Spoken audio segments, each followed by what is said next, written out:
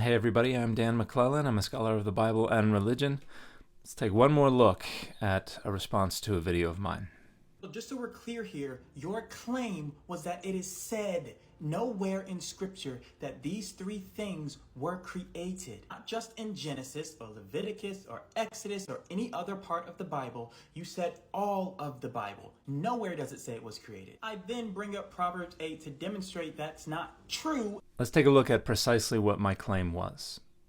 Genesis 1 describes three things that were never said to have been created anywhere in the Bible. They were just there at the beginning when God began to create.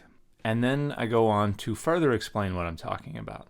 Most scholars these days believe that Genesis 1:1 is a temporal clause that is not describing an absolute beginning, but is just saying when God began to create the heavens and the earth was welter and waste, and darkness was upon the face of the deep. So the earth, darkness, and the waters were already there when God began to create, and they are never described as being created. In that video, when I'm talking about those three things, I'm talking precisely about how these three entities existed as described in Genesis 1 verse 2. In other words, the earth in its tohu vavohu, welter and waste, mire and murk, formless and void state, submerged beneath the chaotic waters of creation as they existed, beneath the darkness as it existed, all as described in Genesis 1:2. And I mention it that way because I'm talking about pre-existing matter as it existed prior to the first act of creation that is mentioned in verse 3, which is about the creation of light. And I said that they are never said to have been created and never described as being created by God because I'm anticipating the standard apologetic response to the scholarly consensus that verse 1 is a temporal clause introducing the state of affairs when God began to create, which is to insist that, sure, God used pre-existing matters for the 6 creative periods, but God also created those pre-existing matters before the narration begins.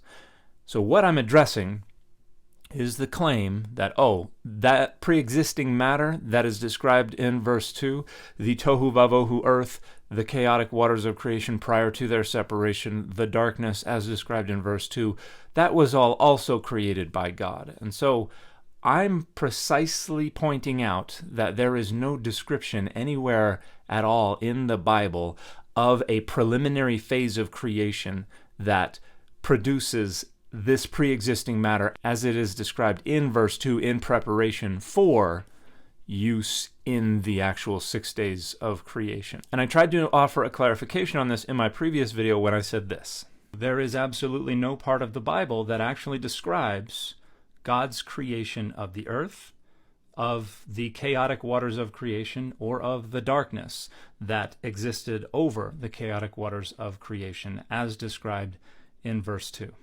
And as I was editing that video, I realized I needed to clarify precisely what state of the earth I was talking about, which is why I added the text that said specifically the tohu vavohu state of the earth as we find in Genesis 1:2.